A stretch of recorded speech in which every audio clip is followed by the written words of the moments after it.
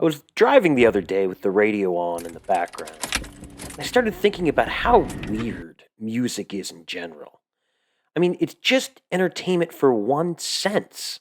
So a lot of times we have it on when we're doing other things. It's not the main focus. It's just kind of the background entertainment there.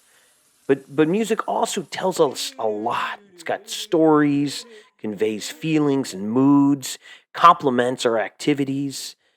And yet, my dog is sitting right next to me, and he's completely indifferent to music. It doesn't matter. It means nothing to him at all. Whatever genre you put on, punk, screamo, country, jazz, it is all the same to him. It doesn't even seem to notice that it's on. So I started thinking about what kind of entertainment dogs might have invented if they had been the intelligent species on the planet and I was just the passenger. What would it be like to listen in to dog radio? What kind of entertainment would I not be able to understand or get in the same way that my dog doesn't really understand what I'm listening to? So, what would dog radio be? And I started thinking about it, and I really do think it would be smell based. I mean, dogs have 300 million olfactory receptors in their nose, and humans only have a measly 6 million. And that means the part of the dog's brain that analyzes smells is 40 times greater than that of a human. We just, Smell just isn't that important to us as humans. We don't even actually have much smell entertainment. But I think that would be different for dogs. And so, what would like a smell radio be like for a dog? I started thinking about what kind of stories could be told alone just through scent. Maybe one of the songs would start with the smell of a grass, maybe a light gust of wind bringing in new scents of spring flowers and bugs.